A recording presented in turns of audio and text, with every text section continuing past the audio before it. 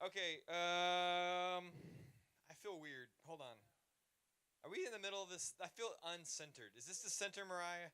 One, two, three, four, five, six, seven. One, two, three, four, five, six. See? This would have been all whopper jawed the entire time. Okay, now it's not so whopper jawed at all. All right, listen. I'm so glad to be back. I wear glasses sometimes. Okay, can we turn some of this and like raise maybe just a little bit? Like I'm gonna go blind. I'm already 40. Like this is already. I'm already on the right track. Can't put my glasses on my face. I'm looking at Tyler, but the lights really come from Gabe, so I'm gonna stare at Tyler. Come on, man. Hey. Okay, that's better. Now I can see you guys. So here's the deal. Just a quick recap, because nobody really cares probably about the history of anything, but history actually is great. You just don't realize it. Who likes history? One of you does. I knew it. I knew it. I could feel it. Okay, hold on. We had a half committal there. Are you kind of into history? Because like I saw a little bit like let me see if anybody else. I get it. No, history is one of those things you don't know if you should fully commit or not. Here's the thing: is so a long time ago in a land far away called Grace Church, my wife and I came here, and we ended up starting this youth group in my living room. And it was fun. And so we decided to keep doing it for a long time. And then the Lord prevailed. The prayers were answered. And God brought real youth pastors to fill my shoes. So anyway, I'm very thankful to be here. It's been some years. Pastor Clark, I'll never forget when I wanted to name this thing Static, which no one goes by Static anymore. It's so like old. When I called it that, I remember thinking it was an awesome name because obviously Static sounds cool to me. I don't know. I sat in my office for a long time thinking of this. And I went to my senior pastor. He was Pastor Clark. He was the founding pastor of the church. And I said, hey, man, I came up with a name for the youth group. It's going to be called Static. And he goes, okay. Not the kind of reaction you want. You want somebody to go, yeah, but he was old. So anyway, so he listens to me and he goes, so you're saying you want to name this thing something that doesn't move, okay? Because he wasn't thinking like static electricity or something cool. He was thinking non-moving static. And so I said, well, Pastor Clark, we're seated at the feet of Jesus, right? Or we're seated with him or whatnot. And he's like, okay, fair. Anyway, long story short, SYC is way better. You guys have done much better than I did with the place. So I'm glad to be here, and you guys have made it look great. Okay, here's a question I hated when I was your age, and so now it's my turn to ask it to you. What do you want to be when you grow up? I like you because she's gonna be my one that like gives me feedback. Okay, so what's your name? You need to think about it. Okay, Morgan, awesome. Morgan, what do you want to be when you grow up?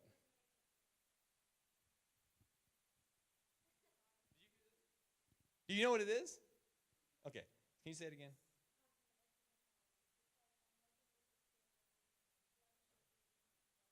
That is the coolest thing I've ever heard. When I was your age, I couldn't even said cosmetologist, like nuclear scientist or whatever it is you just said. Like I can't even repeat it. Dermatologist is in there. Okay, that's awesome. Again, I did not know anything what I wanted to be. Anybody else? I went right to the best one. So good luck. Right here.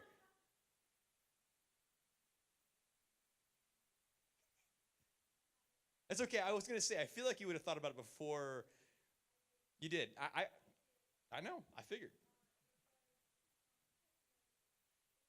It's something. I mean, I would have forgotten that one too. A doctor. Okay, that's awesome. Yeah, no, this is some of the ones I maybe thought. Cosmetologist, like whatever. I can't even repeat it still. Okay, somebody else. That's really good. Doctor, please take me as a patient. I'm not this weird always. Isaac. I won't be driving near you. Okay, go ahead. Soccer security? Software security. I'm like, soccer security. That's awesome. Y'all be careful with that ball. Okay, Molly. What kind of actress? I mean, is there any actors you'd like to be paired with if possible? Not where I was thinking, but awesome. Yeah, she's great. She's a good actor. Okay, how about this question? Because this question is giving me enough answers from you guys. What do you like to do that's super impressive? What do you like to do that's super impressive? I see your hand all the way in the back. Yeah, you should never have done that. Now you're going to be called out. So, Kiara, what do you want to? What's the coolest thing? Like, how do you impress people? I miss youth group. Okay, so this is awesome. All right, anybody competitive at least? Anybody competitive? Okay, you're competitive. Do you like to? Okay. How many of you guys, last question, I really feel like I'm getting a good beat on where the youth group is at this point. How many of you guys love being embarrassed? Really? See, I thought I had you pegged. Okay, I'm going to tell you a quick story, and then the next time you feel really embarrassed, just remember I could have been that guy. Okay, so I was in 9th grade, and I met this girl named Emily. Emily, you know what I mean? You know what I mean. So Emily, right, like she was that girl in your class that you're like, oh, snap, like the whole world just stopped because Emily just walked in the room. So obviously, about midway through the school year, Emily's still single, I'm still single, and I'm thinking, obviously, God's at work. And so it's my time. It's my turn. We go to this like retreat thing. Our school was Orangewood. Orangewood did this like, do they still do that thing where they go away like for like some retreat during the year? Oh, well, we did this in 9th grade, so we were way cooler than you guys. So we went there, and we went to this camp, and we were sitting there, and like it's like day 1 or 2, and I'm like, dude, I'm not waiting for day 3. I'm going for Emily like day 1 because somebody else is going to get to her first. So I get all dressed up, and I got my hair all did. Like, I mean, I really combed it nice back then, you guys. I was sharp.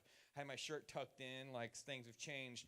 And I put on like what, see, we didn't have Axe body spray back then. We had this stuff called Brut or Brute or whatever it was. You remember that stuff was in a green bottle, right? Like we wanted to be like our dads or something. I don't know what we were doing, but we splashed it on anyway, and you're trying to go impress the girl, you know? So I'm sitting here getting all done up, and look, I was never cool, okay? I know that surprises you. I was never cool. And so nobody thought this was a good idea. They're watching me get all done up to go ask Emily out, and they're like, dude, you are the uncool kid in class. Like, why are you even trying this? And I'm like, because I have Brut on myself, and I smell amazing. And so you remember that stuff or whatever that stuff was? They didn't even make it. It's like basically just camel pee. And they're like, here, Brute, whatever. So like I went down, and I walked down to go ask out Emily, okay? And it's a long walk, and I walked with my posse of what you think would be friends, but they hated me, and so we just walked together. Yeah, they were laughing at me the entire time. They were just like, oh, Jacob's going to ask Emily, that's so dumb. And I'm like, you guys watch this. And so I get there, and there's a dorm. I don't know why we were at a place with a dorm, but there's 2 stories. There's this zigzag ladder thing, and I'm standing out there, and I'm like, this is like Romeo and Juliet time. And so I'm like, hey, can somebody please ask Emily to come out? And everyone's like, why? And I'm like, just ask her to come out, you know? Like, why is everybody up in my business? And so, so I'm waiting there, and I'm waiting, and like, it's starting to get awkward because everybody's standing around me, and they're like, like, you're so dumb. And I'm like, can someone go see if Emily's here? I'm like, I've been here for 5 minutes. And look, and you know what I'm thinking. In my head, I'm not thinking I'm the dork because nobody thinks they're the dork. No, I'm thinking like, dude, I am fly. Like, she's probably getting herself ready. She probably don't want to be embarrassed, you know, doing her hair up or something. No. And so what happens is that her friend finally comes out about 10 minutes later. I think she felt so bad. And she goes, hey, Javen, here's the deal. Emily, as soon as you got here, she ran out the back, and she's been down by the lake crying this entire time. I was like, oh, I mean, okay. I mean, you could have just said no, but fine. And so we go to dinner that night, and it gets worse. I'm at dinner, and I'm feeling like kind of an idiot, you know, and I'm sitting there, and I'm like eating this sloppy Joe or whatever, and like somebody walks over, and they're like, I can't even believe you would ask her out. Like, you got to feel so dumb. That spit, you see that? You are in the splash zone, Mariah. But I'm warning you, like Shamu splashes you with water, but when you get hit with the spit, you may get healed. So I don't know what you got, but put your arm out and just let it hit it. Okay, so Emily ran from me. I don't know if you've ever been through something so humiliating. I didn't survive 9th grade real well. I actually changed schools. I was like, I'm going to peace out after that little adventure. And I went to Lake Mary High School, and that's a whole other story. But anyway, but the point is this, is that life doesn't prepare you for these moments. And all of you guys know what I mean. Like, I'm telling my stories. You're going to someday tell your stories to your kids, hopefully. And you're going to tell them these stories where they're going to look at you and think you're crazy. And that's the thing, is that life doesn't prepare you for this stuff. And that's because life is not actually found here on earth. And that's the crazy part. As you're talking about in this series, Whopper Kingdom, what's it called? Whopper Jawed. Whopper Jawed. Okay. Your way, right away. Whopper Jawed. Okay. I did read that right. Okay, cool. It doesn't prepare you for these moments. And so here's the point, is that if we listen to the Spirit, right, this thing living within you, this person living within you, you go on these incredible adventures. And I'm going to share some stories tonight to that effect. But life isn't easy, and you know that. And if you try to do this thing in your own strength, if you try to act just like everybody else in your classes, in your schools, and everywhere else around you, you will find the difficulty that I'm talking about. In fact, a lot of people even think That's what you guys are a part of right now, is something where you're trying to actually muscle up and do life yourself, but you're doing it with God's help. It's like Christianity is this thing where I'm going to walk out there and I'm going to do something for God, and then he's going to pat me on the back. Can I tell you, that's not God at all. That's not even Christianity. That's religion. That's nonsense, okay? God never just throws you out to the wolves and is like, get out there and do stuff. No, he puts his spirit within you. Check this out, because this is intense. Galatians 2:20 says it this way: I have been crucified with Christ, and it's no longer I who live, but Christ lives in me. And the life I now live in the flesh, I live by faith in the Son of God who loved me and gave himself up for me. Okay, we can read this stuff, right? And totally not be amazed at all by what you just read. I can do that. You can do that. Maybe you're right now drinking a soda thinking, Javen, what in the world? Look, the thing is this. Paul just said you died. How many of you go to your friends and they're like, yo, man, like it's so awesome to be alive. And you're like, that's cool, I died. Like nobody says that. And yet, that's what he's saying. I'm not living anymore. I died. And you're not living some kind of zombie existence. You ain't dragging your leg in school. Zombies never have done anything impressive in their entire dead lives. Okay, that makes no sense. But zombies don't do anything impressive. God didn't call you to be a zombie. And what do I mean by that? He's saying don't mix together some kind of life here on earth that you've made on your own and some kind of life over here where he's like, well, you've died and now it's my life inside of you. This is not some kind of weird mixture where you're like, well, dude, am I dead or am I alive, or what's happening? Am I walking around as a zombie? Like, that's not what you and I have. Paul says it's so much better than that. He goes, look, you've died, and this thing living within you now, this life, he calls it, is the Spirit of God, by the way, not like Pokemon or something, but like God living in me. And let me show you what this looks like, because it's kind of crazy. Check this out in Matthew chapter 4. Now, Jesus is talking to the devil. How many of you guys like talking to the devil? Y'all talk to the devil ever? No, I don't, because I don't like that guy. But Jesus talked to him one time, and he told him, what's up? So let me tell you how that went, because this is a picture for you and for me. Then Jesus was led by the Spirit into the wilderness to be tempted by the devil. It's a bad day. And after he was fasting for 40 days and 40 nights, he then became hungry. Okay, if you ever wondered if there's anything very obvious in the Bible, there is your very obvious statement. After 40 days and 40 nights, Jesus wanted a Happy Meal, or a Whopper for that matter. He wanted something, right? We're going to make as many tithes as we can tonight. But here's the thing, is that Jesus, after 40 days, that means up until that point, he wasn't hungry. See, it's not unlike Jesus, unlike God to fully sustain people. So God was being sustained by God, which is really cool. Jesus was being sustained by his Father, and then he gets hungry because God is going to reveal something. He's going to test him, and he says this: if you are the Son of God, the devil says, then command those stones to become bread. Do you know how stupid that is? Do you know how dumb that is? This is the bread of life. This is Jesus. He is like the bread. And like the devil's like, hey, bread, what's up? You want to turn those rocks into bread? He's like, no. Like, why would the devil do that? He's bread. Like, I'm bread. I don't want more bread. You can have too much bread, Gab. It's possible. You can. Don't argue with me. I know I'm reading it in the Bible. Okay.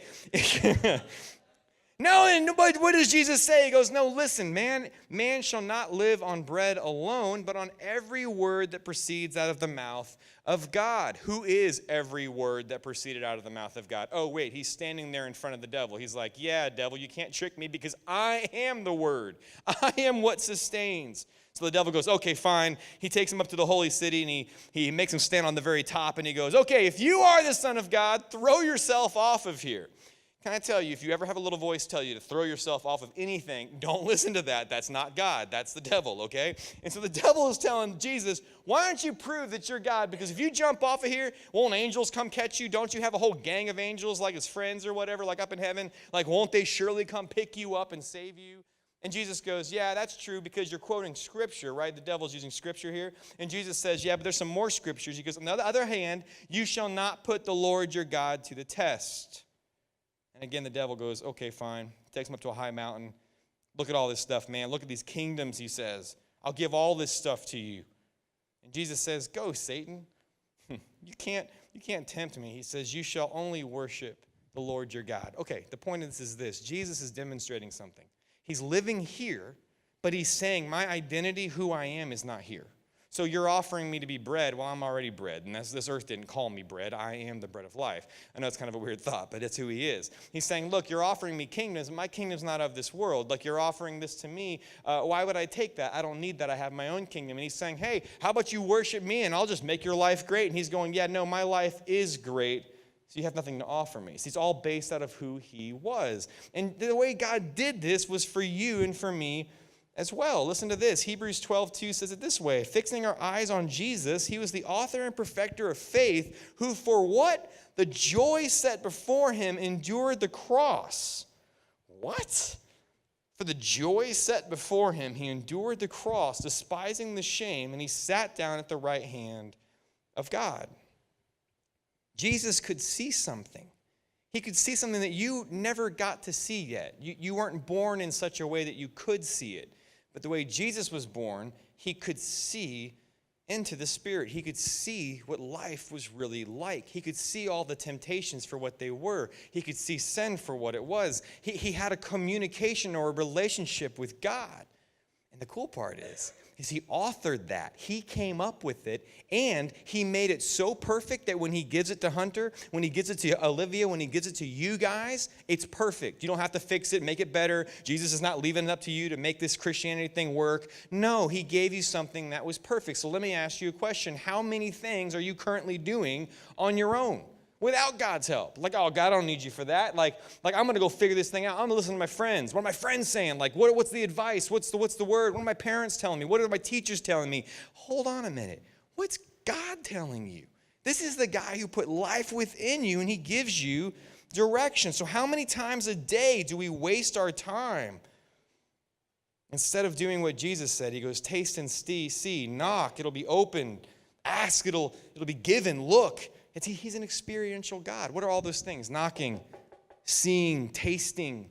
Well, he's not saying to actually go taste him. He's talking about spiritual terms. He's saying, get to know me, be in relationship with me so that you can know what this really looks like. And I'm going to tell you something that's going to sound shocking to you tonight. And you can go home and tell your parents this, and they may even say, what did that guy teach you at church? And that's the title of this message, which is, you are like God. Did you know that? Now look, you are not God, and that's probably pretty obvious to you the moment you stub your toe, because God probably never stubs his toe. So you're not God, but I can tell you this much, you are like him. You're like God. Your parents made you in the that may surprise somebody. Your parents made you in the likeness of Adam, okay? In other words, if you actually read some scientific journals, they're actually saying that there is a common ancestor. We're not talking about a monkey. We're talking about actually people. There's actually some science now to say that Adam and Eve may be in there. But that may be how your parents made you. But when you were remade, the moment you believed, you were made in the likeness of God, because his life is within you. So the crazy part is, you can tell your friends, I'm like God. And they're going to ask you, well then, okay, show me something that's like God. And I'm going to give you something that you can do that is so much like God. In fact, it's almost unmistakably only ever God. You died the moment you believed. Look, I'm going to say this before I get to this one thing. If Christianity, if this thing that you guys are a part of is simply just coming to church, hanging out with your friends, reading a Bible, praying, some prayers, singing some, good songs. Seth sounds great. The band sounded awesome. Liv killed it. Good songs. But this is all meaningless without a relationship with God. Okay? It's all meaningless because all it is one more religion. And religion is not worth dying over. Religion is not something that Jesus came to die to give you. No, he wanted to break down the walls so you can talk to him. Maybe you've never been told that, other than, of course, Pastor Matt. Like you can hear from God. You can talk with him and walk with him. And maybe if you don't know what you have to give, when I'm asking you what do you want to be when you grow up and all this kind of stuff, maybe you don't know that you want to be something awesome, but you don't even know really what you have to give. I'm going to give you something that you can give away, and Matt talked about it last week, and that is forgiveness. Forgiveness is something that every single one of us can give. Now, some of you in your head right now, if I was sitting there, would be thinking, that sounds nice, but you don't know my situation. You don't know what I've been through. But listen, hear me real quick. Forgiveness is something everybody can give, not because somebody deserves it. Man, you can think of some people in your head right now that you know do not deserve to be forgiven. Maybe they did something really, really bad. Maybe they did something bad to you, and they don't deserve it. I remember a kid in kids' church one time. I was doing this little thing with them, and they had to draw a picture. And I said, put in the middle of this picture what God would have you, forgive. And this kid, he drew this picture of another kid slapping his sister on the face, and he goes, yeah, I can't forgive him because he slapped my sister in the face. And I said, no, you can forgive him. And he goes, no, my mom and dad said I'm not allowed to talk to them anymore. I was like, okay, that's different than forgiveness. But forgiveness is not something that people deserve. We don't forgive because you have the strength to do it. Maybe you've heard a pastor tell you that you need to forgive people, otherwise you won't be forgiven or something. Listen, this is all religious nonsense. You can't forgive in your own strength. When something horrible happens to you, you can't just be like, well, Jesus said to forgive, so I forgive you. That won't work, right? That doesn't work at all. You're just faking it. You're sitting in your head going like, I don't forgive you. I hope you fall off a cliff. It's like, I forgive you. That's not forgiveness. So let's look at what it is. What do you want to be when you grow up? I want to be somebody who forgives. And if you're taking any notes tonight on your neighbor's hand or something, maybe you should write on your friend. It'll encourage you. I want to be somebody who forgives. And maybe that can be somebody, as I kind of spin this towards to where I'm going for small groups here, is I want to be somebody who forgives. Forgiveness is one of the most godlike things you can do. Let me give you 3 quick things. Forgiveness isn't fair. Okay, that's your first point. Forgiveness is not fair. I have 2 other brothers. They're all within about a year of each other. We were 3 kids, all within about a year and a half. You can imagine we all wanted to kill each other pretty much all the time. And my youngest brother, being the youngest gets away with murder. I got punished for looking at somebody wrong. Aaron, he would walk in and he could just do anything. And he was like the kid that'd make faces behind my parents' back. I'm getting in trouble and he's like, I'm like, oh, we'll get you. And then I get in more trouble. And so that was the situation. I'm the oldest. Any oldest here? You get me, right? We go through the ringer. Anyway, so Aaron comes in after this total moment where I busted him. I'm like, dude, he's going to get in trouble. And I'm standing there and I'm waiting to watch. And brothers and sisters, you get it. I'm like, come on, get that belt out. Let's do this, I'm like, yeah, I know what this is going to feel like. I've been hit so many times. Anyway, so Aaron comes in and Aaron's wearing 600 pairs of pants. I don't even know how he got these on, but dude's butt is this big, And he comes and he walks in, And I'm over here going dude, nobody's falling for this, Aaron. You clown. And my parents are literally laughing so hard. They look at him and they're like, oh, man, you won't do this again, will you? They're like, we're laughing so hard we can't even spank him. And I'm like, what? I'm like, I could have been funny. Is that all it took? It's not fair, right? And that's unfair. And forgiveness isn't fair, okay? Now let me give you another story. So your second point is this. Forgiveness is not fair. Your second point is forgiveness gives life, okay? You want to talk about something you can give away that gives something awesome is forgiveness gives life. I was a brand new Christian. I was 19 years old. I was standing at a stage kind of like this at Lake Brantley High School. There was a Rock the Bands or bands going on. Rock the Bands. What am I talking about? Battle of the Bands. Yeah, Universal Studios showed up. It was great. No, Battle of the Bands was happening, and there was a crowd of people all here at the front, and some dude had a video camera he had plugged in here, and it was run to here, and I didn't know this, and you wouldn't know this, but I was big into moshing and stuff when I was a kid. That doesn't even happen anymore. Do people mosh anymore? Come on, man, you got to shove somebody to have fun. So anyway, so we're all up there, we're doing our deal, and I tripped over something, and I couldn't see what in the world it was. There's people everywhere, and all of a sudden this guy, we'll call him Zacchaeus. He was about half the size of me, a wee little man he was, and he's standing there, and he decides to point at me, and he goes, hey, you, and I won't say what he said. It was not Z88 friendly, and there were a few words I can't use in church, and he's pointing at me saying this stuff. Okay, now listen, I had just gotten saved. I came out of a dark place in the world, and I turned around, and my first thought is, dude, you about to get pushed into next Tuesday, I'm just going to go level this guy. And so I'm walking over to him, and that blood's that thing's coming up. And all of a sudden, the Spirit of God's like, hey, man, what are you doing,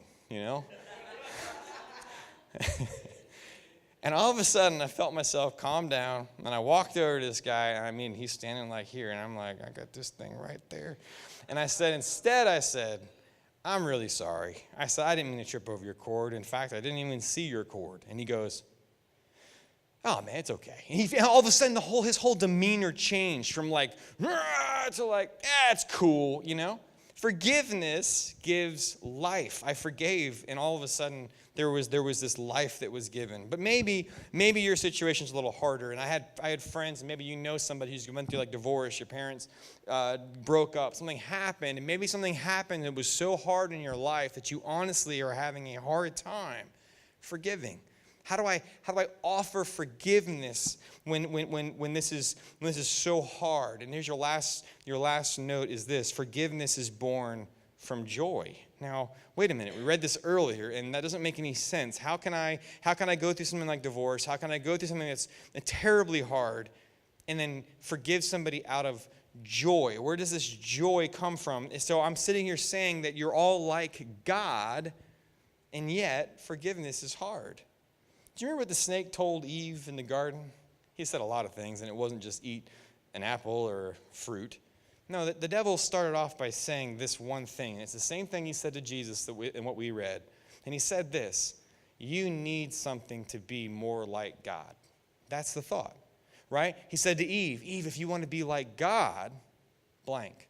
Well, Eve was already like God. The Bible says that God made man in his image. So he was already made like him.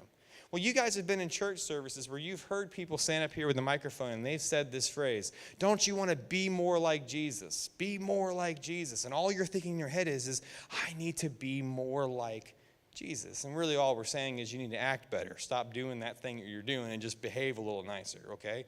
But really that's a lie. You can't become more like Jesus because, as we read in Galatians, it is his life living within you. You can't be more like that because his nature is what guides you now. So here's the point tonight, is that the author and the perfecter of life gave you the ability to forgive by first forgiving. Let's read this together and we'll wrap this up. Luke 23. Jesus was saying this. He's on the cross. Father, forgive them. They don't know what they're doing. And they casted garments for his clothes, and casted lots. I can't read. He cast lots, dividing up his garments among themselves, and the people stood by looking on. Even the rulers were sneering at him, saying, he saved other people. Let him save himself. These people were making fun of Jesus while he was looking at them, saying, forgive them. And what was the key to that? How did Jesus do that? The Bible said it was for the joy set before him. So here's the thing. Religion says forgive to be forgiven. If you want to be forgiven by God, then you got to go forgive people. That's religion. I know Jesus even said those words, but that was before he died. He was living out what they believed, and he said, oh yeah, that's how forgiveness works here. Instead, Jesus says this: if you want to forgive somebody, if you want to forgive the most hardest situation in your life, the idea is not for you to muscle up your strength and say, okay, fine, I forgive them, I nail it to the cross, and I walk away. That's not the picture. The picture is instead that you stand before God and you say, God, I am so terribly weak. I have nothing to offer. I've got nothing. And I receive your joy, God. I sit here to receive joy from you. And from that joyous place, you can turn around and look at somebody who's done something horrible to you and say, I forgive you. Not because you deserve it, not because it's anything other than I just received joy from my Father and I want to give it back to you. That's the cool part. So what's the formula? Paul said it this way: 3 times I pleaded with the Lord that this problem would leave my life. And look, I want you guys, as I close, I want you to put yourself in this situation. Maybe this is you, where you've asked God over and over and over again, God, why will you not help me with this person? Why will you not help me with this pain that I'm going through? Why will you not help me with this broken heart that I'm dealing with? That's what Paul's saying. And he said this: God said to me, my grace is sufficient for you, for my power is made perfect in weakness. Therefore, I'm going to boast more gladly of my weaknesses, so that the power of Christ may rest upon me. For the sake of Christ, then, I'm content with weaknesses, insults, hardships, persecutions, and calamities. For when I am weak, I am strong. Let me ask you a few questions as we go into small groups. How many people do you know that are trying to be weak? They're actually saying, oh yeah, I'm trying to be the least on my team. I'm trying to be the weakest in my life. Oh, man, you should be tough. Suck up those tears, man. Man up, blah, blah, blah. No. I'm not trying to be tough. I'm trying to actually be weak because I'm depending on God to help me, not your advice or to be cool or whatever. No, I'm resting in him. You are like God. You have the ability to do this because he's going to put it in you. I want to wrap up with one story. When I was a youth pastor, assistant youth pastor, there was a young girl, probably in 8th, 9th grade. And at camp, she came to me and she said, hey, I need to talk to somebody. Something is going on that I don't know who to talk to. And I sat down with her and I said, okay, what is it? And I'm thinking maybe she had a bad breakup or something that is maybe hard, but not as hard as what she was about to share. And she said, well, I've been molested. And she said, I have a situation going on at home where she said my father is allowing a friend of his to come over and do this. Listen, as a dad, I can't tell you, I can't even understand that to any degree. I can't even fathom that evil. But as somebody at that time who wasn't a dad, I couldn't understand how anybody could be so evil. And I'll tell you what my flesh wanted to do. I wanted to drive over to his house and do something that was horrible because that's our natural reaction when you see evil, is to approach it and deal with it. And instead I asked her, I said, do you understand what's going to happen now that you've told me this? I said, I can't let this go. I have to tell somebody. I said, I got to tell the police. We're going to have to get some things involved. I said, you may be removed from your home. And honestly, I wanted to know if she was being serious or if she was just wanting attention. And so I said, look, you're most likely going to get removed from your home. You may end up floating around through foster care, end up in some other place in the world. I said, are you being honest with me? Is this really happening? And she looked at me and she said, please help me. And so we did, and we got involved. And the good news is she was removed from her house. Her dad was arrested. This other guy was arrested. And she floated around. And honestly, I lost touch with her for many years. And I wondered what happened. And so some years later, I met Rock the Universe, which was happening over there at Universal Studios. All these people there to watch bands and stuff. And I hear my name get shouted out from across the crowd. And she says, Javen. And I look over, and there she is, and she comes running over, and she's full of joy. She's just full of it. It's just flowing out of her. And she gives me a big old hug, and she tells me how better her life was and how it all worked out. And then she said this to me. She goes, and I've forgiven my dad. I don't know how you can do that.